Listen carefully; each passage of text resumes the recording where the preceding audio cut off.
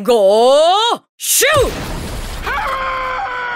Episode review time, baby! Alright, get a VPN. Please, get a VPN to watch the episodes. That's how I watch the episodes. I use the VPN, huh? You go to the CoroCoro YouTube channel, C-O-R-O-C-O-R-O, use a VPN, not just downloading the program, put it to Japan, and then after you watch the episode. I hate to be specific, but you got it. Alright, new opening. It shows off Lucifer in this opening. The barrier comes out. They're both clashing at him. It's super sick.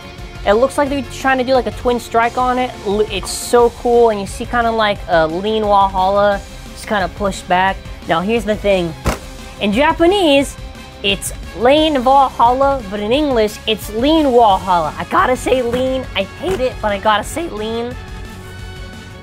So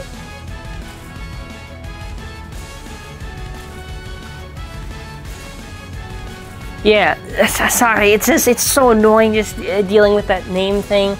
It is super cool. So obviously they see Lean and Shu appears and he's like, okay, so Rantara's like, Shu, you know, what are you doing here? And Shu's like, well, you know, I'm his coach. And he's like, oh, so that's the person who defeated Free. I'm pretty sure it said something along those lines. So Louis is very snarky. Is that the right word? Snarky? Like, oh, that's the guy you're training? Okay. So Shu does not like Louis. Like, they still have this tension on it. Now, what I think is possibly the best part of this episode is Harry. So Harry is Lean's hedgehog. I would argue probably the best character we've gotten for Burst. If he's had in proper development, he's probably like, or no, the hedgehog's like the best.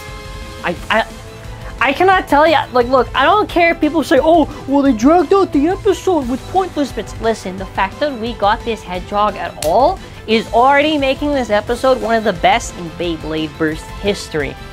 So it's a cute little hedgehog. He's walking around, and look, when he screams, he's got Lean's little hair. It's very cute. He tries to scream at Hyuga, and Hyuga is like, oh, come over here, and it doesn't really work. So Hyperion flashback to when the whole Louis thing, whatever. It's really cute because he goes on Lean's little shoulder. So Hyuga challenges him, and similar to the manga, Lucifer feels this aura and he's like, okay. So Shu talks about a flashback to Lean. So I'm gonna try to kind of explain this backstory as best that I can. So in the original description, like the biography you see on the site for him, you know, it basically says that he has like this whole thing where he flares up, and it's like sort of like this like idea of resonance. And also, first, Uranus is in the anime, so if people thought that it wasn't, you're wrong. The combo for it is not the manga's combo. The manga's combo actually has first Uranus, Wheel, Mobius 1D. In the anime, it is first Uranus, Mobius 2D. That is very interesting. So the whole idea, I believe, is Shu's kind of saying this idea where he has all this power, but it's like he needs to learn how to control it, I believe. It's like a fire, like you need to control that much power, because if you don't, you're not going to be able to do anything. So he has this crazy resonance, and Shu says he saw that fire in him. So so Hyuga basically challenged Lean. We don't see what happens, but we do see there's a burst, and I do believe after that Lean challenges him, now Hyuga says, oh, there's a barrier to watch out for. So Lean's launch is super cool. It's like when I was reading the manga, it was so awesome. So he dashes at them. There's cool impact frames and everything. It's beautiful. Smoke and everything. I really want to find out who actually animated the launch because it looks so amazing. He kind of like faces the launcher at them, and then after he does the launch, it's normal sparks, but it does have like this purple aura around it. Lucifer comes out like as it shows the awakening, and Longinus is right there. So Louis cannot penetrate the barrier of Lucifer. This is a better shot where it's at the side. That's how the anime is going to handle it. So he's like, oh, this powerful barrier, huh? So Longinus uses the super speed, stadium, whatever. And he's actually doing it. He's slowly going through the barrier. So basically, as the black sun, as the literal black sun appears behind him, Lucifer powers up and does variant wall, and it ends with them both with a draw. Now next week, as we see more of Harry, so this episode's already going to be a good one. So we see, I guess, Lean's training at the Raging Bulls, and his launcher does break, and it looks like, you see it right there, Shu gives him this red one. I don't know if I want to do custom of this one just because it's really basic, but that's next week. It's going to be sick and awesome. They show a better shot of Lucifer against the Bay and how the barrier is.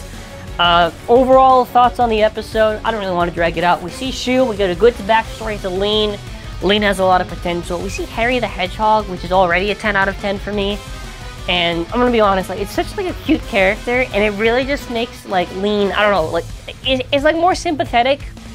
Like, you know, in the manga, he seems so evil and menacing, and I like how the difference is that in the anime, you know, he has Harry the Hedgehog. So it seems like with the manga, Lean is a lot more aggressive of a blader. And he doesn't have these moments where he's calmed down. He's just very, like, not evil, but I think it's kind of like what she was kind of describing. Like, he's just like, he needs to be controlled.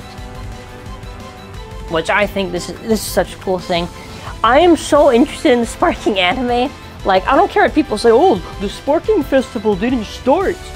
Listen, I'm gonna take this. A last thing to mention before I end off this review. If you notice, the campaign that showed off the first Uranus screenshots were from this episode.